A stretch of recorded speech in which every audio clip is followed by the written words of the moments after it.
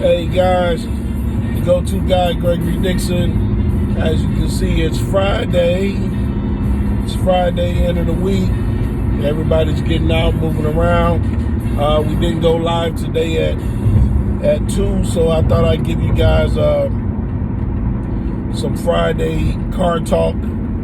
Give you some car talk, answer Friday Q&A, and answer some questions that I got, and I'll address them here. This video will be posted on Instagram, Gregory Dixon Official, YouTube, Gregory Dixon Official. Something in my nose, I'm sorry about that. Yeah, video will be posted on Gregory Dixon Official, on Alpha Elite Capital, Instagram, and Gregory Dixon Official, YouTube. So it's Friday, let's get into it. Give you guys a Q&A, like five or so of the top questions that I've gotten this week. This won't be long. I promise you it won't be long. Not gonna take too much of your time. I know it's Friday. Everybody trying to get to a happy hour. The sun is shining. I'm in Los Angeles right now, Southern California.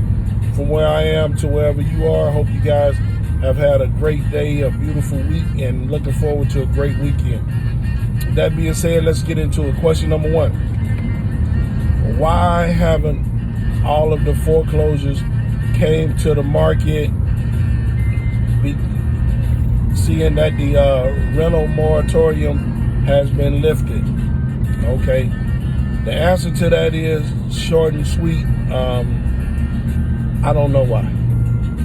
I don't know why. Because the foreclosures haven't disappeared. Average of 100 homes going to foreclosure a day in Southern California, and that was before the pandemic. That was when everybody was up, able to move around and work and do everything they want to do. Average of 100 homes a day were going into foreclosure. Notice of default or notice of sale, trustee sale, was being posted on those properties that were in default or in foreclosure, right? That didn't magically go away. From a speculative standpoint, me speculating, meaning that this is not a definite answer, but if I had to guess, right, why that is, it's, I truly believe that the banks, the banking system, the government of the United States of America does not want a repeat of 2008. Meaning that they don't want to see millions upon millions of homes hit the foreclosure market and crash the housing market, and we get into a massive situation of homelessness, bailouts, and all of this other stuff, right? So that's my thing. Foreclosures are going to be coming to the market. Exactly when, you just got to stay posted. You just got to stay monitoring the situation and stay in touch and stay in tune with a knowledgeable, respectable agent like myself, Gregory Dixon, the go-to guy. Shameless plug. Reach out to me, 323-477-2684, or DM me on Instagram at Gregory Dixon Official. Yeah, so that's pretty much it. I don't think the banks want a repeat of 2008, so they're being selective on how they're going to proceed with this foreclosure market. Now, the inevitable has to come, meaning that these properties have to hit the market. That's inevitable. It has to happen.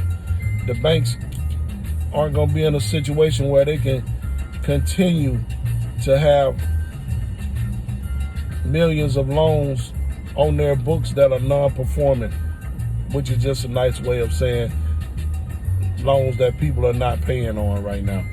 So if a person not paying on a loan, that means the bank taking a loss. You know, they're not collecting off of the money that they loan on the house. They're not getting none of those interest payments. They're not getting nothing. They taking a loss, right? So, like I say, the inevitable will happen. Just stay tuned for that. Keep your eyes and ears open. Believe me, the moment it happens, they're going to shout it from the mountaintops, because most people think it's going to be a free-for-all, and it's not. Most people think that that's going to magically reset the housing market, make some super massive correction, and it's not. I promise you it's not. Homes that are selling for $1 million in Los Angeles right now are not going to be selling for $500,000. That's not going to happen. You might get a slight dip, slight drop in home prices, but it won't be that. The only thing that will change is that will be more inventory, so your chances of actually purchasing a home will increase. And what you got to understand, guys, a lot of you people out there who have money to buy a home, you competing with people with a lot of hedge funds and private equity guys that have a war chest of money.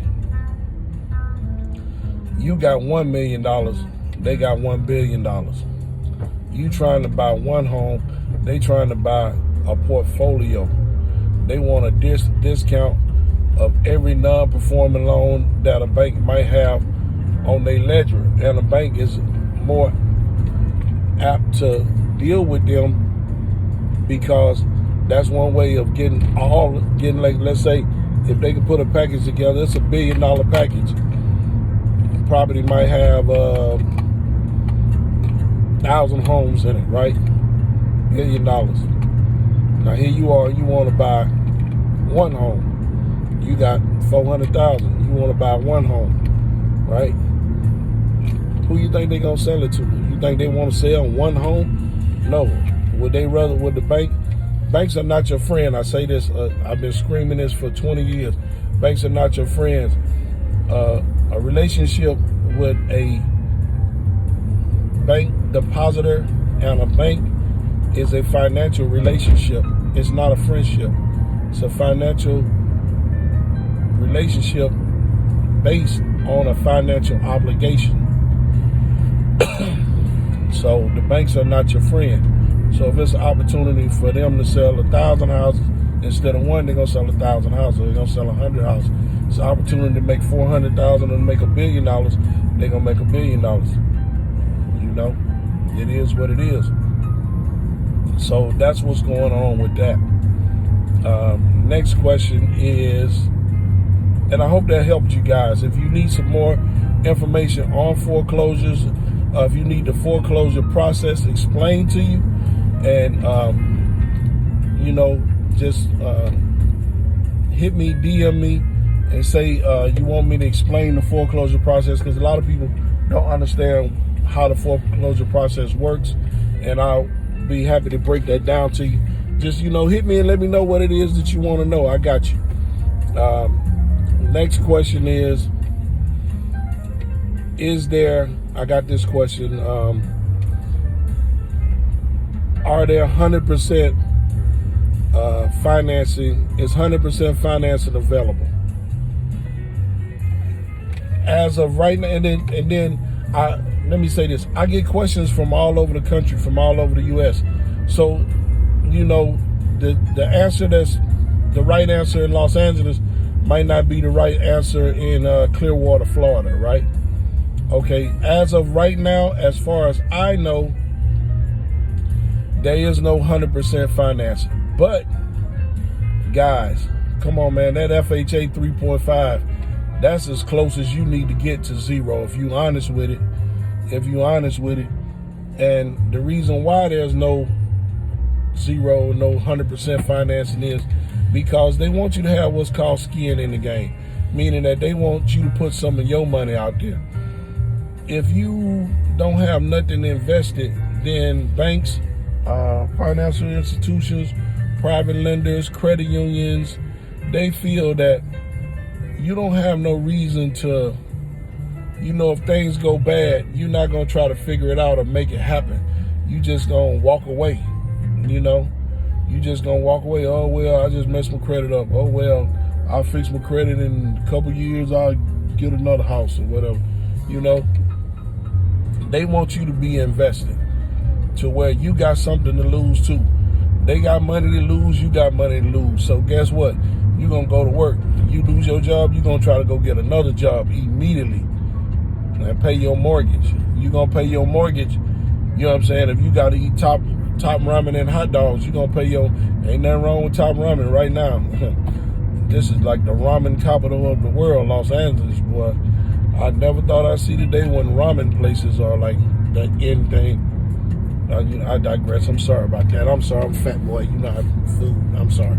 But yeah, getting back to what I was saying before I started talking about ramen and hot dogs. Wow, it's crazy.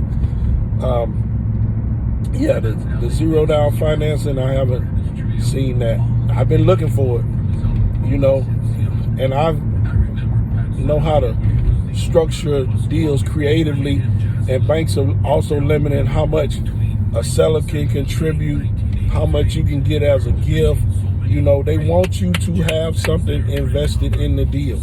So the zero down financing, that's not available. And then the zero down finance, the 3.5, that's on FHA 1 to 4 units, right? FHA. And the FHA home limits, they vary from city to city, state to state.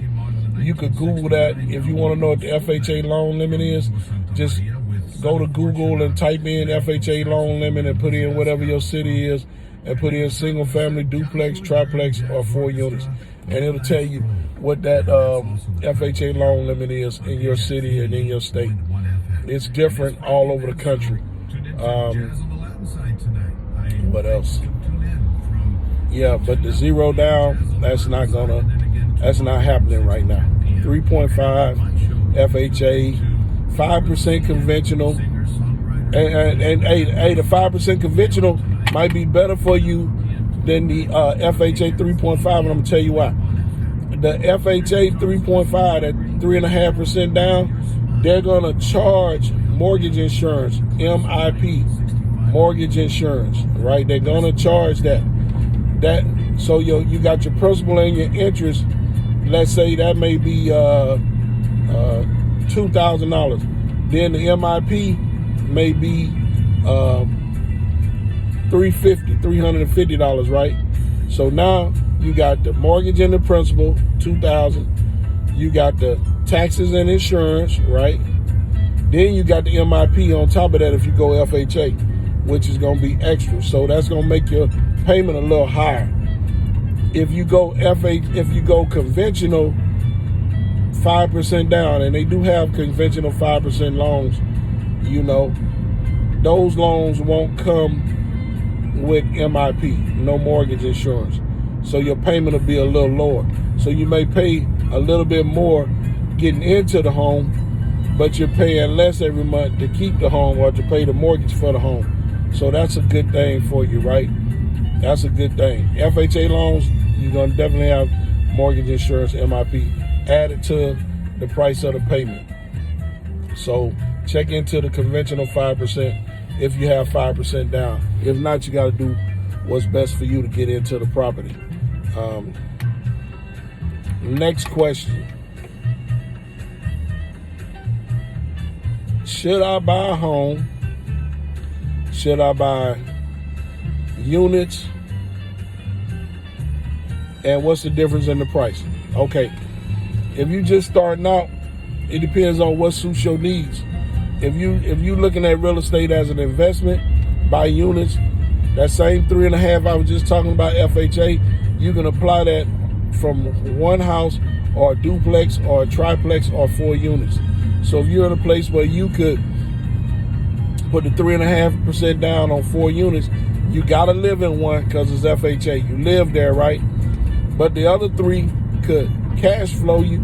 They could pay the mortgage and give you some money every month, and you get to live free. Well, they definitely give you some money every month. If you just took the 3 and paid the mortgage and the water bill and everything that was associated with the property, then the income that you making from your job you get to stack all of that. You get to put all that up. So let's say you're making $5,000 a month. That's $60,000 a year. If you just got somebody else paying the note and you living free, that's $60,000 a year. So if you want to play real estate as an investment, you buy the units. If you're just looking for a home, maybe you're starting out, you want to start a home and you want to go that way, you got to go with what you're comfortable with. You got a small family, you're just starting out, hey, get your small house. Get your small house and, start from there. If you're in Los Angeles, you can take a small house right now, add ADU to it, duplex, you just increase the value, maybe about $150,000, $200,000, right? So, hey guys, that's been our Friday Q&A. I just wanted to give you a little bit. If you got any questions, comments, DM me, Gregory Dixon Official on Instagram. You can call me, always direct, consultation free. You want to talk about anything real estate, 323-477-2684. Hey, somebody want to sell a house, sell a property, reach out to me. I pay huge referrals, make some money. You can make some money in real estate without doing anything. Just reach out to me. You guys, from where I am to where you are, have a safe and wonderful weekend. Look forward to talking to you guys soon. Peace.